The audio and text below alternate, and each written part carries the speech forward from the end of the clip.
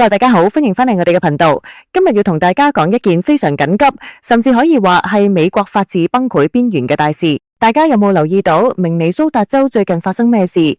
如果你以為只係普通示威，咁你就大錯特錯啦。根據最新嘅消息，明尼蘇達州嘅局勢已經完全失控，唔單止係遊行咁簡單，暴亂分子拆毀咗移民執法局嘅圍欄，暴力襲擊特工，甚至衝入咗州議會大樓。聯邦執法人員而家係被人包圍緊，處於被困狀態。最離譜係咩呢？有人影到有個有暴力前科嘅幫派成員，竟然砸開咗 FBI 車輛嘅武器櫃，偷走咗一支步槍同彈藥。雖然個人後來被拉，但呢啲畫面已經話俾全世界知，嗰度已經冇王管，法治正喺度崩潰。面對混亂嘅局面，特朗普政府會唔會出手？今日我哋就嚟傾下傳說中嘅叛亂法 Insurrection Act 係咪真係要啟動，同埋背後嗰場驚心動魄嘅政治博弈。其實呢一條法例係美國好古老嘅法律，以前老布殊 Bush the Elder 都用過好多次。簡單嚟講，佢係一個例外制。大家要知道喺美國正常情況下，軍隊係唔可以介入國內執法嘅，呢個係鐵律。但係叛亂法就係允許總統喺特定情況下繞過州長，唔使州政府同意，直接出動聯邦軍隊或者國民警衛隊去本土執法。但係幾時先用得呢？資料話大概有3種情況。第一種係州政府自己搞唔掂求救，但明尼蘇達州肯定唔係啦，因為資料指控嘅州政府有意不作為，甚至故意煽動暴亂。重點係第2同第3種情況，當州政府無法或者唔願意保護居民嘅憲法權利，又或者地方權力公開否定聯邦權威，阻撓法律執行嘅時候，總統就可以出手。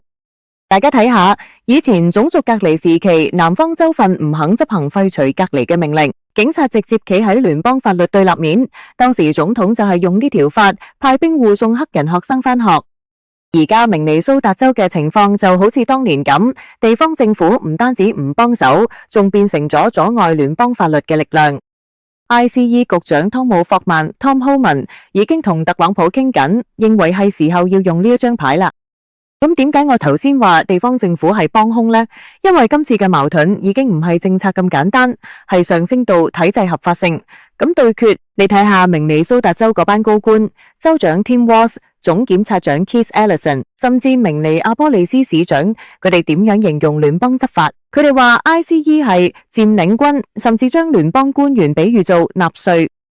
佢哋話聯邦執法係非法綁架、法外行事。當一個州嘅官員公開同聯邦政府講，你哋係入侵者，其實就等於向聯邦政府宣戰。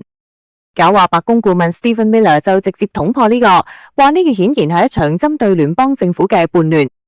更加火上加油嘅係，民主黨議員 Ilhan Omar 竟然帶住20幾個議員飛去明尼蘇達州搞集會，反對 ICE 執法。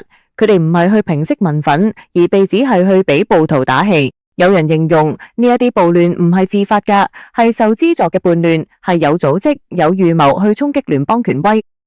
甚至連加州州長 Gavin Newsom 都跳出嚟話特朗普煽動美國內戰。你可以見到雙方嘅語言已經升級到好危險嘅地步，將原本係執法嘅問題講成係戰爭前兆。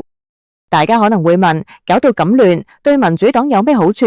點解要縱容甚至煽動呢啲混亂？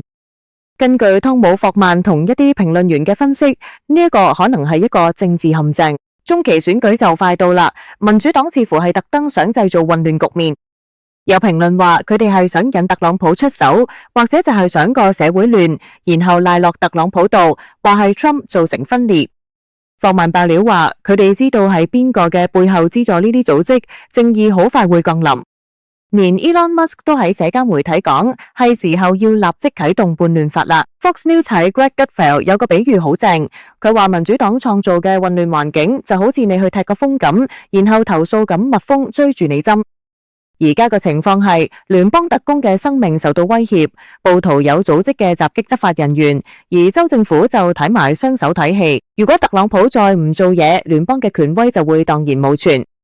講到尾，個波而家喺特朗普度，咁而家面臨一個兩難嘅局面。如果冇退讓，唔用強硬手段，聯邦法律喺明尼蘇達州就會變成廢紙，以後其他州又有樣學樣，美國就會更加亂。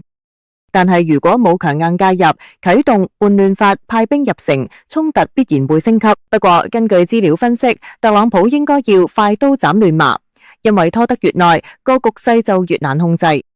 正如霍曼所講，呢個已經唔係針對抗議者，而係針對嗰啲已經失控、公開對抗聯邦權威嘅地方政府。特朗普已經發咗最後通牒，如果明尼蘇達州嘅政客再唔保護聯邦官員，佢就會行動。Stephen Miller 都話呢個已經係一場針對聯邦政府嘅叛亂。各位聽眾，你哋覺得特朗普應唔應該啟動叛亂法呢？呢一場風暴會唔會演變成真正嘅內戰？歡迎喺留言區話俾我知。今日嘅節目就講到呢度，局勢變化好快，我哋會繼續同大家跟進。記住訂閱我哋嘅頻道，下期見，拜拜。